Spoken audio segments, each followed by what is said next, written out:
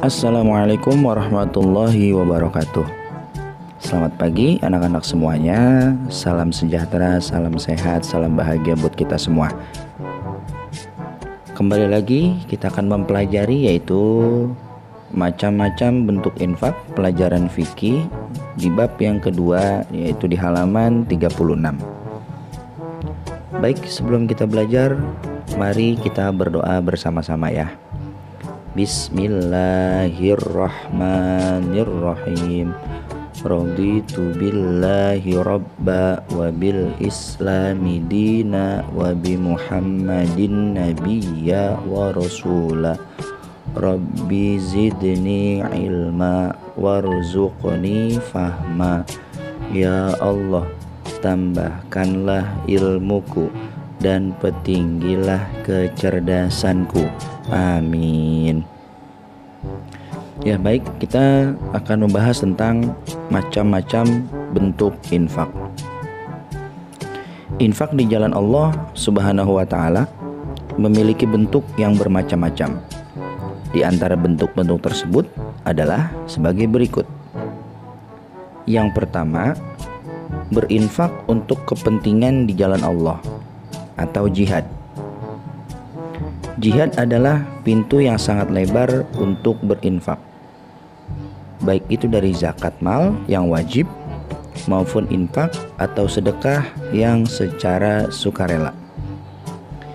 Jihad adalah berperang di jalan Allah Subhanahu wa ta'ala untuk melawan orang-orang kafir yang memerangi kita. Mencurahkan harta untuk biaya jihad termasuk dihitung jihad, serta dihitung sebagai seorang mujahid. Ia mendapatkan pahala sama dengan para mujahidin yang berperang di medan jihad. Menginfakkan harta pada keluarga mujahidin untuk memenuhi kebutuhan mereka berupa makanan, pakaian, dan lain-lain juga termasuk jihad. Kita ambil yaitu daripada perang Tabuk, perang yang terakhir dilaksanakan, yaitu pada waktu itu, cerita sedikit, kaum muslimin tengah sudah mengalami yaitu yang namanya kesenangan. Cuaca pada saat itu panas, kemudian ada ancaman, dan kaum muslimin pada waktu itu enggan untuk berperang. Akhirnya disitulah Sayyidina Abu Bakar As-Siddiq yang terkenal dengan seseorang yang dermawan.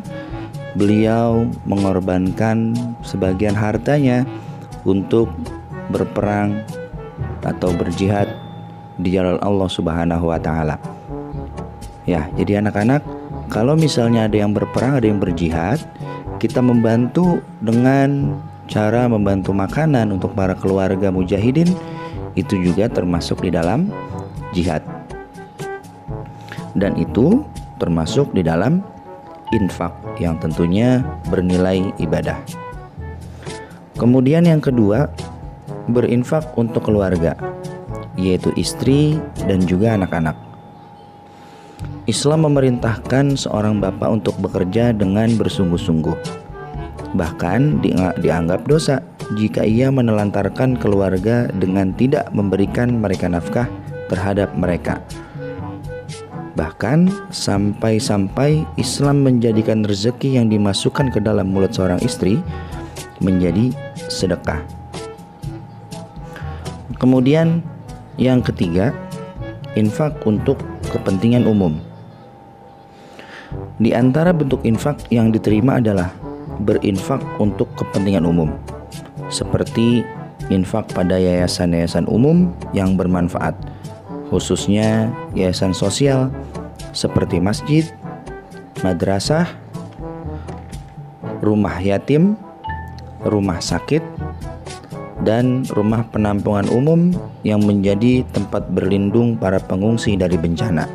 Contoh, kita berinfak untuk yayasan yang sedang membangun sebuah gedung, atau juga kita berinfak untuk sebuah masjid yang sedang dibangun. Kemudian juga kita berinfak kepada para korban banjir yang sedang mengalami kesulitan dari makanan, kesulitan dari pakaian, itu pun termasuk infak. Kita bantu dengan apa? Kita bantu dengan harta boleh, kita bantu dengan pakaian boleh, kita bantu dengan makanan pun boleh. Kemudian yang keempat, berbuat baik pada keluarga dekat dan membantu mereka dengan memberi infak kepada mereka. Hal tersebut termasuk bentuk infak dalam kebaikan. Nabi Muhammad SAW pernah ditanya tentang sedekah kepada kerabat dekat. Yang bertanya adalah seorang istri tentang sedekah kepada suaminya yang kurang mampu. Nabi Muhammad SAW menjawab, baginya dua macam pahala. Pahala sedekah dan pahala menyambung silaturahim. Hadis riwayat muttafaqun alaih. Demikian juga berinfak pada tetangga serta memberi hadiah kepada mereka.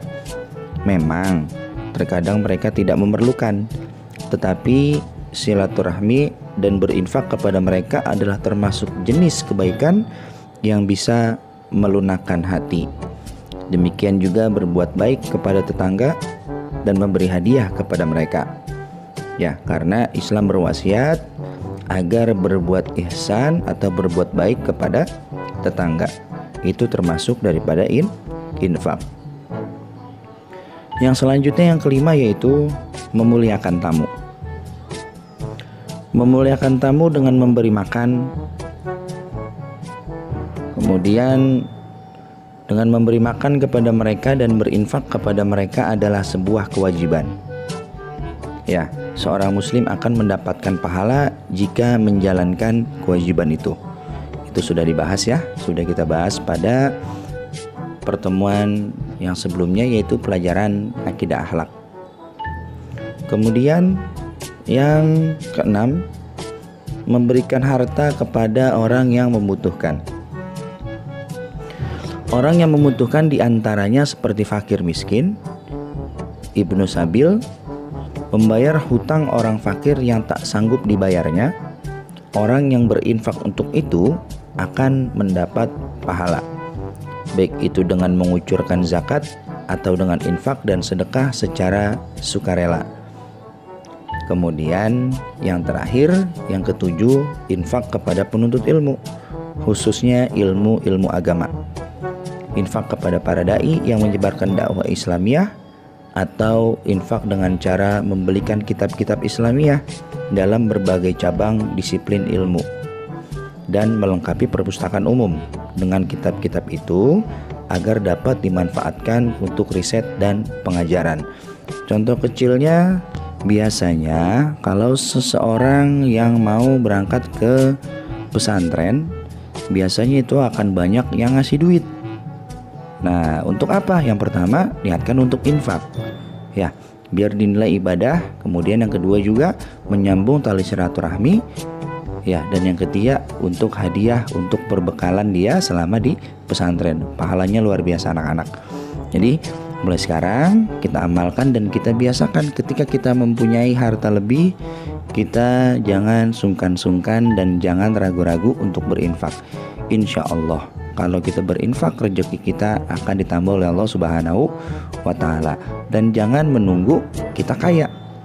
Ya, justru infak yang akan membawa kita menjadi kaya, dibalas langsung oleh Allah Subhanahu wa Ta'ala. Amin amin ya rabbal alamin. Baik anak-anak, sampai di sini dulu pelajaran kita untuk pelajaran fikih, yaitu tentang macam-macam bentuk infak. Semoga kalian dapat memahaminya. Terima kasih. Wassalamualaikum warahmatullahi wabarakatuh.